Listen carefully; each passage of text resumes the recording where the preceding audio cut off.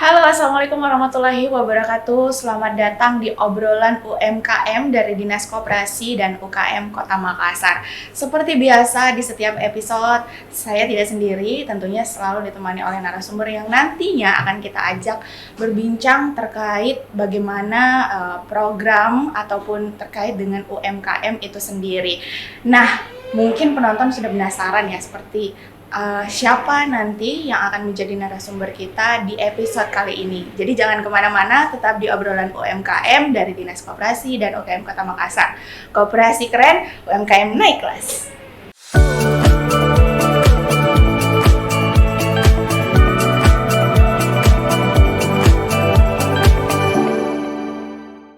Nah, Sobat UMKM, kali ini narasumber kita yang akan kita ajak berbincang, mungkin sudah bisa dilihat sendiri juga. Di sini ada Bapak Kepala Dinas Penanaman Modal dan Pelayanan Terpadu Satu Pintu, Bapak Andi Zulkifli. Langsung saja saya sapa. Assalamualaikum, Bapak. Waalaikumsalam, Mbak Elsa. Baik. Untuk perkenalan nih Pak, mungkin penonton kita, Sobat UMKM maupun juga UMKM yang ada di Kota Makassar yang sering menonton obrolan UMKM pengen tahu dulu seperti apa sebenarnya ruang lingkup dari Dinas Penanaman Modal dan juga Pelayanan Terpadu Satu Pintu itu sendiri. Silakan Pak. Ya, makasih Mbak Elsa. Jadi saya kira saya cukup berterima kasih untuk buatkan podcast seperti ini. Ini juga menjadi tugas saya mensosialisasikan terkait mengenai dinas saya, yaitu penanaman modal dan pelayanan terpadu satu pintu. Nah, seperti Mbak Elsa tadi jelaskan bahwa kalau terkait mengenai dinas DPM PTSP ini kan singkatan kan terlalu panjang. Iya betul. Ya. DPM PTSP lebih ya. gampang. Jadi ya Pak. dinas penanaman modal dan pelayanan terpadu satu pintu. Ya. Kalau kita melihat ruang lingkupnya ini memang dinas yang memang selalu berubah-berubah namanya. Oke. Kalau saya tidak salah ada 3 kali perubahan. Iya. Ya, dulu yang namanya kantor perizinan. Ya, waktu tahun-tahun 90-an. Oke. Ya, kemudian berubah ya menjadi badan perizinan satu pintu atau biasa Simtap ya. Satu atap. Ya, satu atap. Jadi pelayanan terpadu satu atap. Kemudian berubah lagi di tahun 2016 menjadi DPM PTSP. Wah, dari Dinas Penanaman Modal dan Pelayanan Terpadu Satu Pintu. Jadi tambah panjang Pak namanya ya. Ya. Kenapa berubah? Karena memang sistemnya yang selalu berubah. Ya, sistemnya terus mengikuti bagaimana terkait mengenai supaya bisa pelayanannya lebih cepat dan lebih tepat. Nah, seperti itu. Dan ini memang menyesuaikan dengan perundang-undangan yang lebih tinggi. Ya, jadi fungsi dari tugas dan fungsi dari DPM PTSP ini adalah kami membantu Pak Wali Kota dalam hal terkait di bidang penanaman modal dan pelayanan terpadu satu pintu yang menjadi kewenangan Bapak Wali Kota. Kalau bicara mengenai pelayanan terpadu satu pintu itu adalah perizinan yang menjadi kewenangan Pak Wali Kota. Ya. Jadi ada 2 tupoksinya. Yang pertama terkait mengenai penanaman modal. Ya, penanaman modal itu terkait mengenai investasi. Ya, bagaimana kami mempromosikan Kota Makassar supaya para investor mau datang menanamkan modalnya di Kota Makassar. Bagaimana kami melakukan pembinaan, melakukan pengawasan ya terkait mengenai investasi dan penanaman modal yang ada di Kota Makassar. Itu yang pertama tupoksinya. Kemudian yang kedua terkait mengenai perizinan yang menjadi kewenangan Bapak Wali Kota Makassar. Nah, perizinan ini kan begitu banyak kewenangan yang diberikan oleh dari pemerintah daerah. Ya, misalnya perizinan terkait mengenai perizinan usaha, izin usaha, terkait mengenai izin pendidikan. Misalnya mau membuat sekolah di tingkat PAUD, tingkat SD itu menjadi kewenangan pemerintah kota. Kemudian izin kesehatan juga itu di PTSP pelayanannya.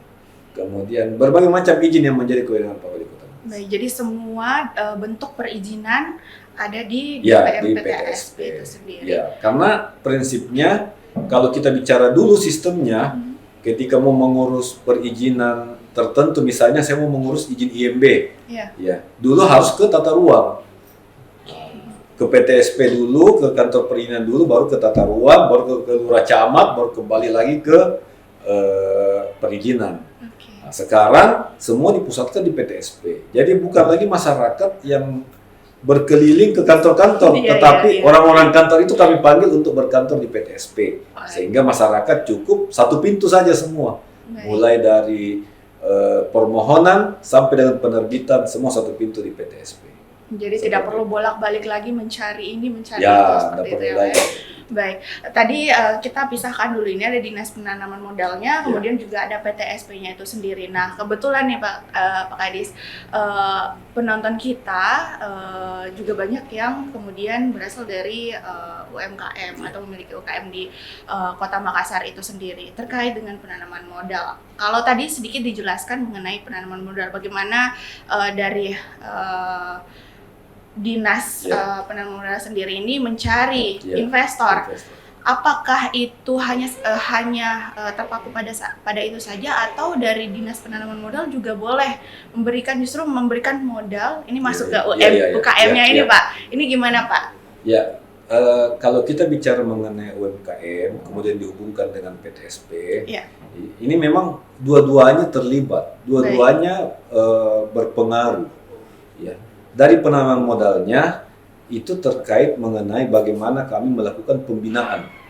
Kami juga ada di situ dalam melakukan pembinaan UMKM. Kami terlibat di situ, ya.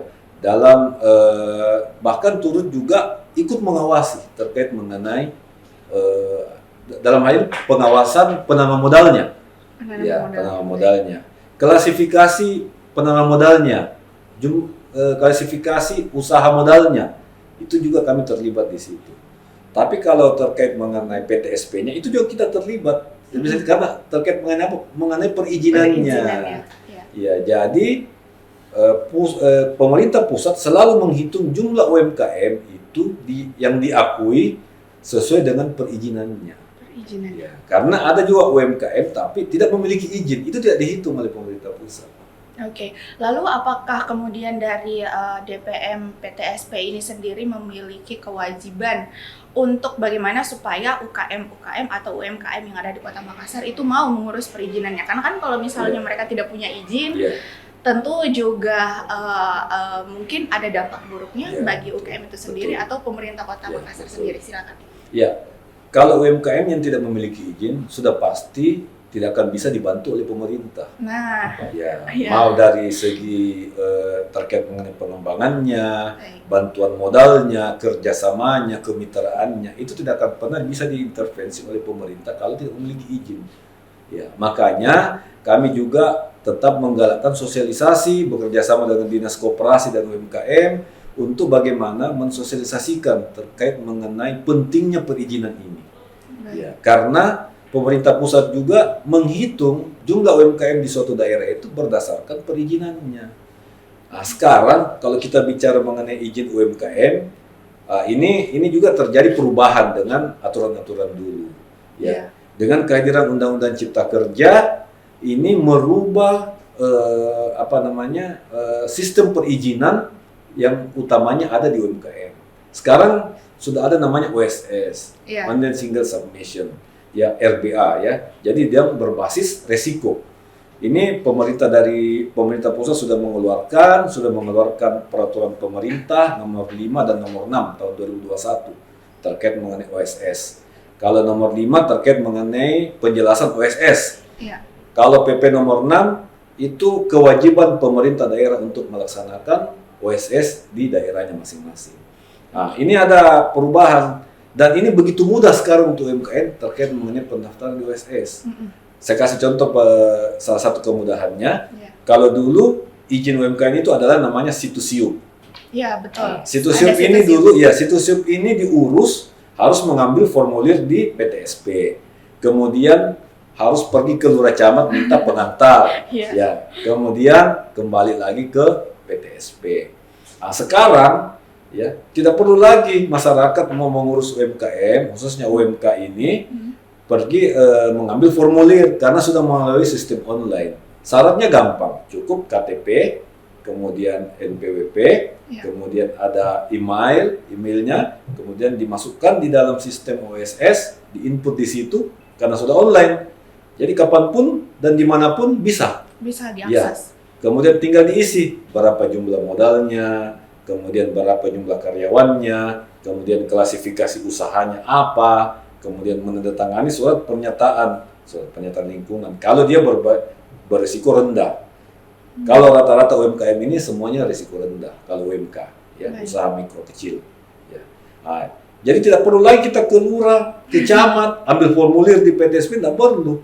Ya, begitu kita input dan selesai, sudah mendatangi pernyataan, langsung kita print selesai.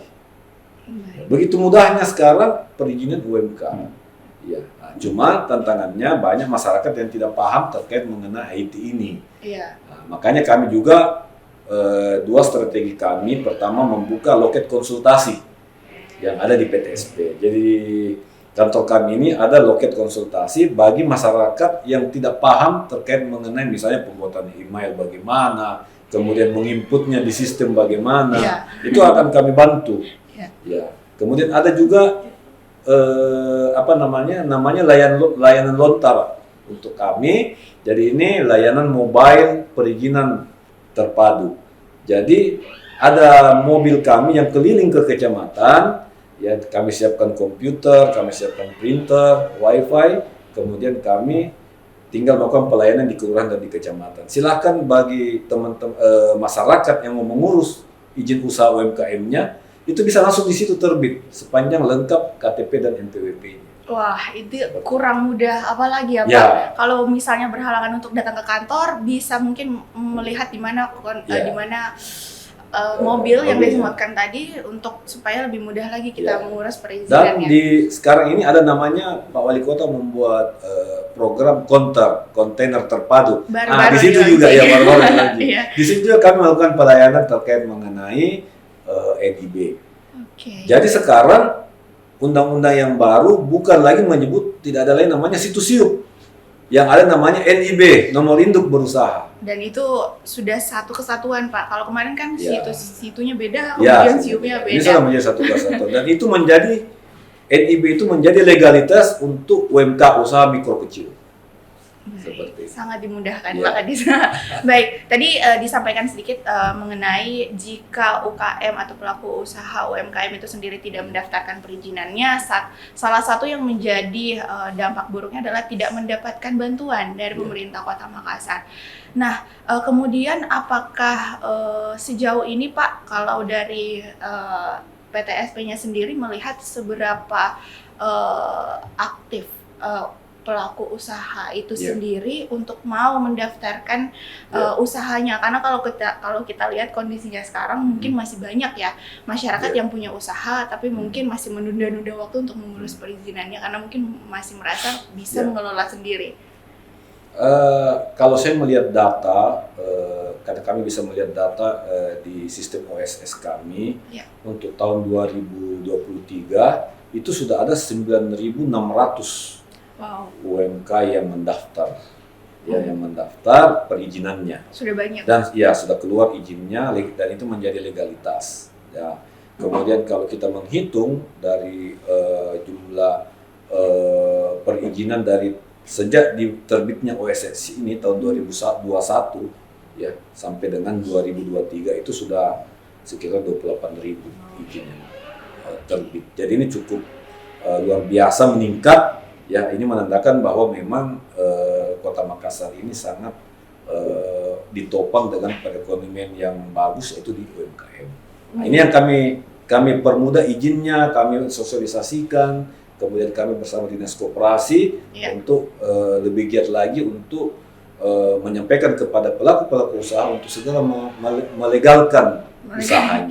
Baik, ya terkait itu Pak, terkait sinergitas mungkin ya dengan Dinas Koperasi itu sendiri, apakah ada program khusus yang kemudian dilakukan bersama Dinas Koperasi yang kemudian peruntukannya adalah untuk pelaku usaha UMKM? Iya, jadi kami terus bersinergi di inkubator center, kami bersinergi setiap melakukan misalnya Dinas Koperasi atau DPM PTSP membuat pameran, itu kami sama-sama melakukan pelayanan terkait mengenai UMKM, NIB, kemudian kami juga saling bertukar informasi data terkait mengenai berapa jumlah data UMKM, kemudian Dinas Koperasi juga memiliki data bahwa UMKM ini ada yang memiliki izin dan ada yang tidak memiliki izin. Itu yang kami minta, yang tidak memiliki izin mana? Kami akan mengurus legalitasnya. Mana yang punya potensi untuk menjadi UMKM yang lebih baik atau yang punya potensi untuk dikembangkan, itu juga kami akan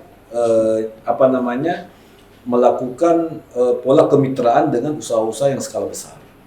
Nah, ini kan ada pola kemitraan, itu diatur di regulasi keputusan BKPM nomor 1 tahun 2022 terkait mengenai pola kemitraan antara usaha besar dengan usaha mikro, kecil, dan menengah. Jadi cara pengembangannya ini harus ada pola kemitraan dengan usaha besar. Nah, itu yang selalu kita sama-sama sinergikan. Bagaimana mengembangkan UMKM ini di Kota Makassar. Oke, jadi peran aktif kemudian bersama dengan Dinas Koperasi agar supaya UMKM di Kota Makassar ini mau melegalkan tadi seperti kata Pak Kadis melegalkan itu.